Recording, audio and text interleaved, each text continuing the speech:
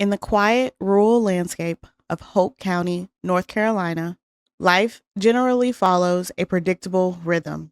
But on a cold Wednesday morning in January 1998, that rhythm was shattered in a matter of seconds. A little girl's life and innocence was stolen from the end of her own driveway, leaving a family broken and a community looking for answers nearly 30 years later.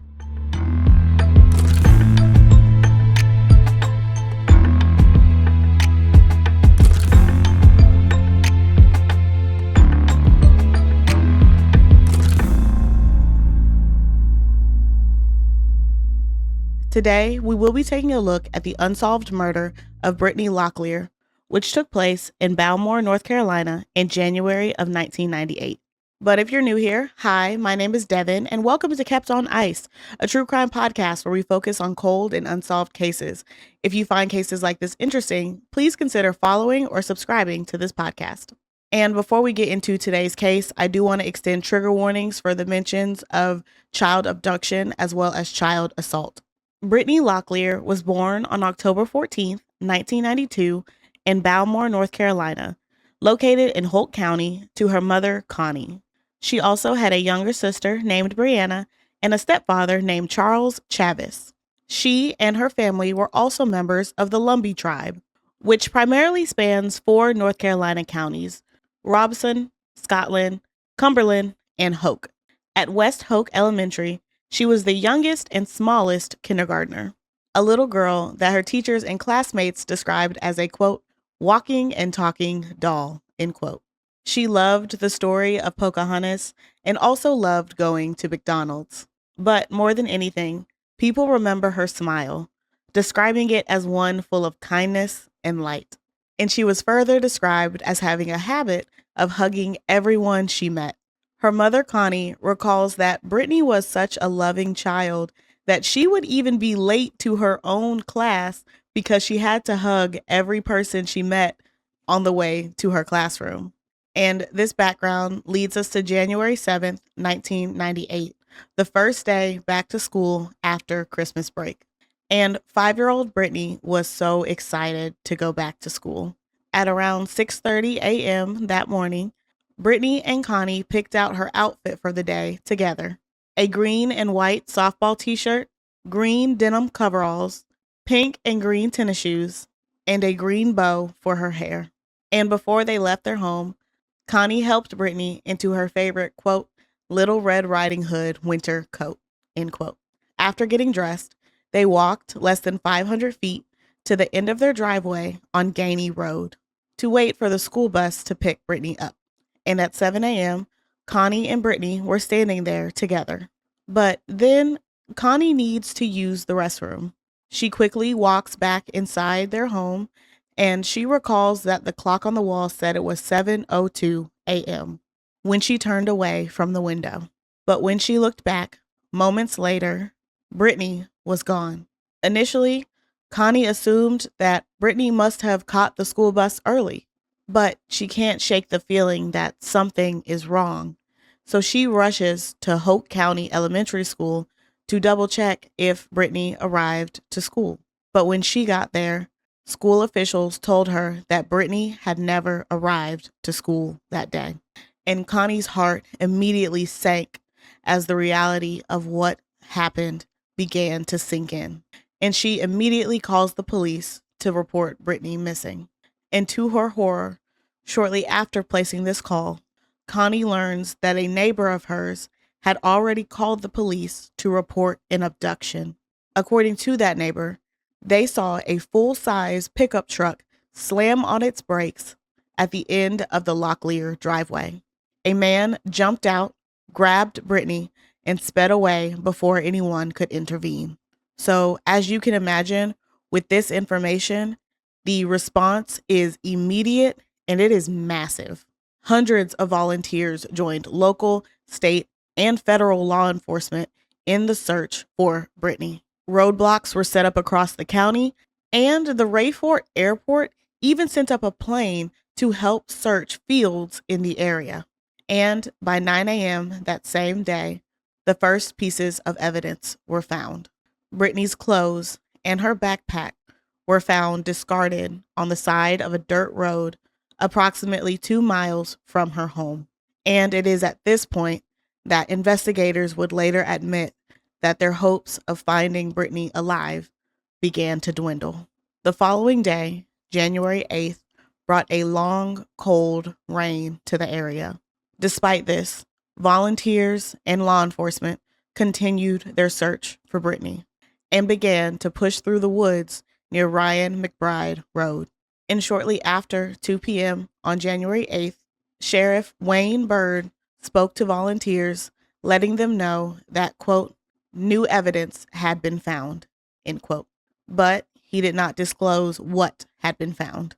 There were whispers among the volunteers that a body bag had been requested over the radio, but the sheriff told volunteers that a tarp had been requested in order to cover the evidence that had been discovered. But in reality, police wanted to conceal what they had actually found from the public, as Brittany's naked body was found in a drainage ditch next to a farm road, only 3 miles away from her home.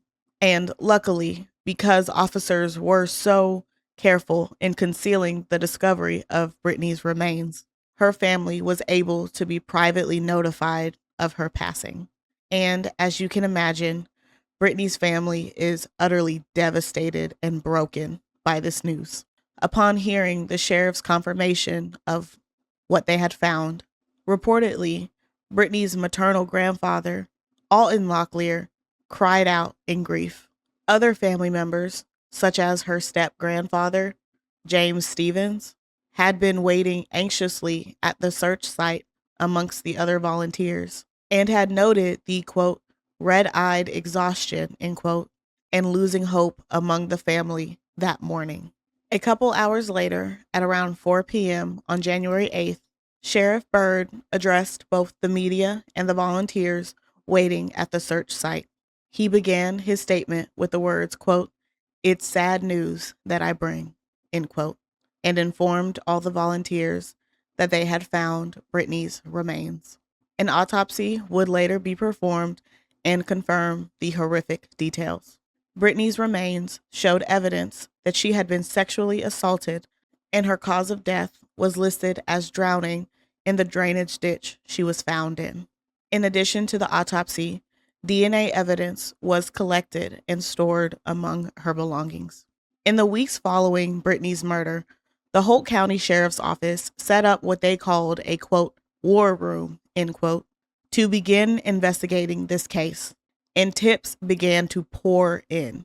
They were receiving over 30 calls an hour from places as far as Florida and Virginia. And later, initial agents had to acknowledge that they were not at all equipped for the amount of tips and information that was going to pour into this case. And remember, this is 1998.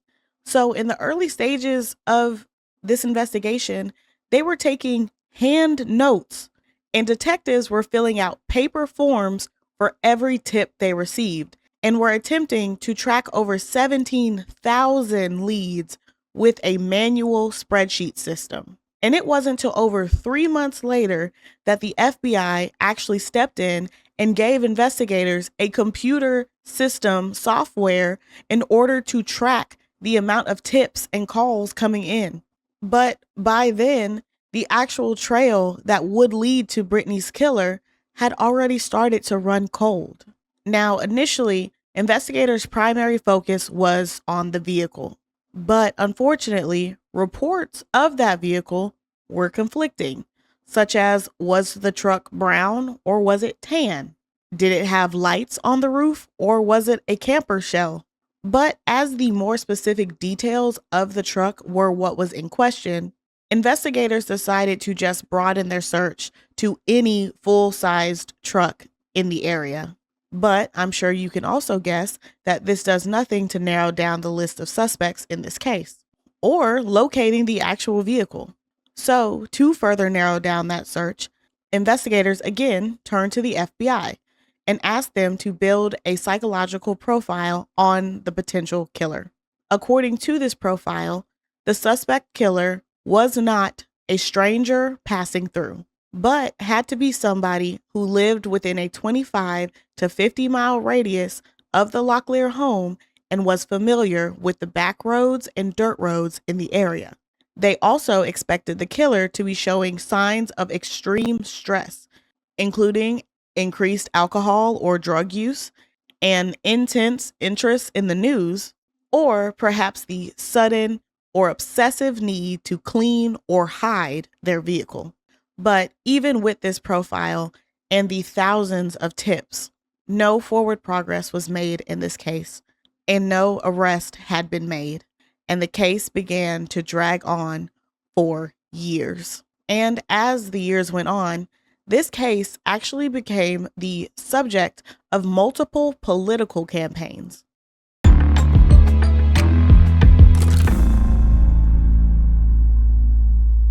Between 1998 and 2001, Hoke County had 3 different sheriffs take office: Wayne Byrd, Jim Davis, and Hubert Peterkin. And this is relevant because during those 3 years, as Brittany's family is waiting for answers in her case, their relationship with local law enforcement begins to sour. Understandably so, in my opinion. But particularly, the family had the most issues with Sheriff Jim Davis in 2002. In 2002, Jim Davis, who was up for re-election for sheriff, held a press conference to update the community on Brittany's case, despite having no new information to provide to the public or Brittany's family. And based on my research, it seems like Brittany's family didn't even know if there was going to be new information in her case or not before this press conference was held. And Connie actually attended this press conference and walked out halfway through. And she later accused Jim Davis as using her daughter's murder as a tool in his political campaign, which, in my opinion, is what he did. But very sadly, this wasn't only the case with Jim Davis. Brittany's family has expressed ongoing frustration with politicians and officials who have distorted Brittany's murder case and using it as a, quote, talking point on public safety, end quote, during the election cycle rather than actually getting answers for a grieving family. But we're not quite done with Jim Davis just yet, as in addition to allegedly using Brittany's murder to bolster his political campaign, he also allegedly had terrible investigative tactics. According to Brittany's family, while Jim Davis was sheriff, he attempted to, quote, intimidate them into confessing, end quote, to Brittany's murder. And they specifically allege that Jim tried to pin the murder on Brittany's step-grandfather, James Stevens, even though they had no physical evidence connecting him to the scene or the crime at all. He was brought in for an interrogation, during which he was shown graphic images of his granddaughter's half-naked body in the drainage ditch she was found in, which is just sick and evil, in my opinion.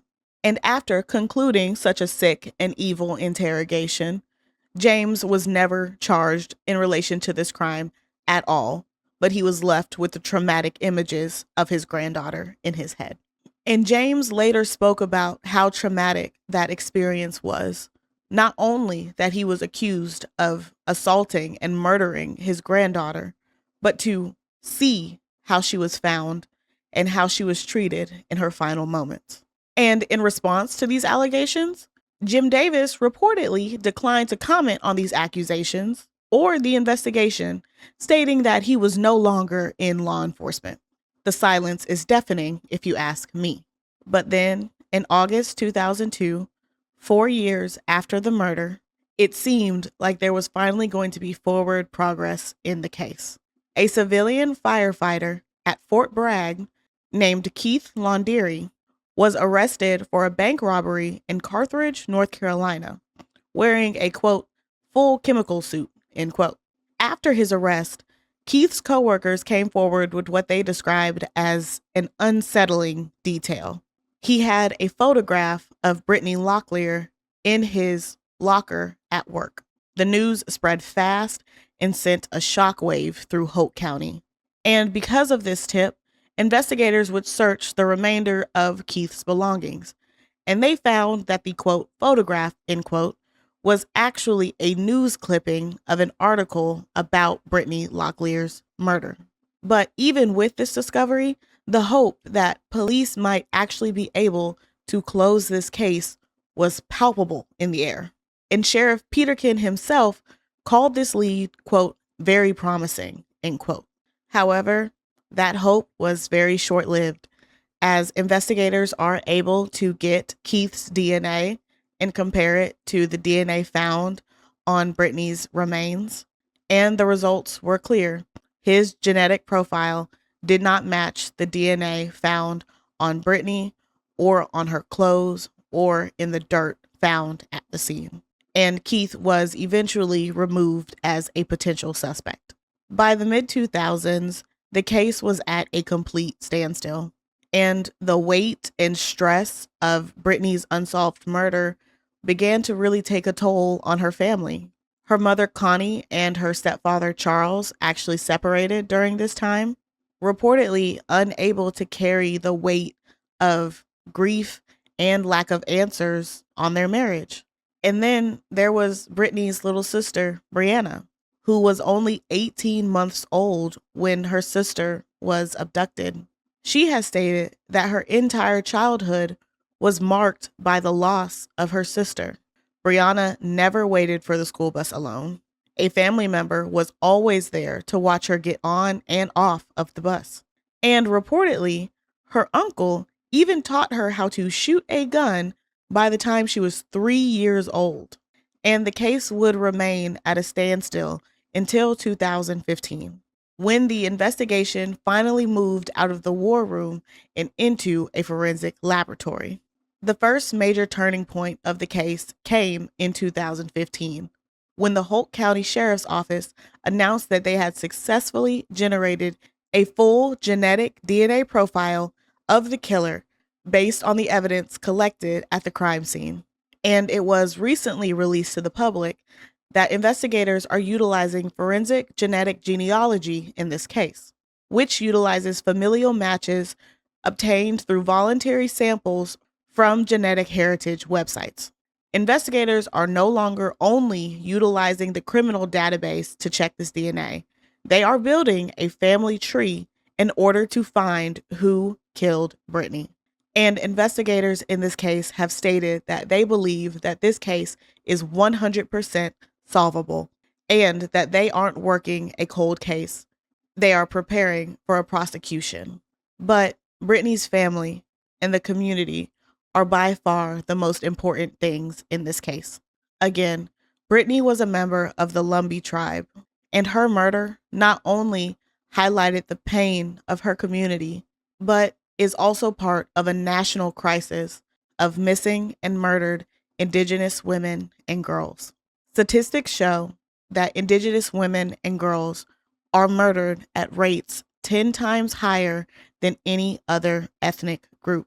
And for many in Hoke County, Brittany's case and the fact that it remains unsolved to this day exemplifies that statistic.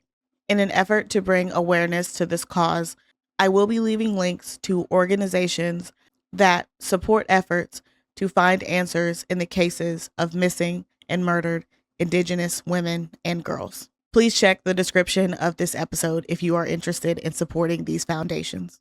Brittany Locklear was an incredibly sweet and innocent little girl who was loved by everyone around her and spread love to everyone around her. She was just 5 years old at the time of her murder, and the family still waits for answers in her case to this day. Investigators believe that someone, somewhere, is holding the final piece of the puzzle, and there is currently a $20,000 reward for information leading to an arrest and conviction in this case. If you have any information, no matter how small you think it is, please contact the Hoke County Sheriff's Office at 910-875-5111. Or you can leave an anonymous tip on the tip line at 910-878-1100. I would love to hear your thoughts on this case, and as always, please be respectful in your discussion. And that concludes our story, everyone. I hope you have an amazing rest of your day. Please be sure to leave a like and comment down below anything you would like to comment down below. And be sure to subscribe or follow this podcast on your way out. It would really mean a lot to me. Again, thank you so much for listening. Never underestimate the power of your voice, and I'll see you in my next episode. Bye.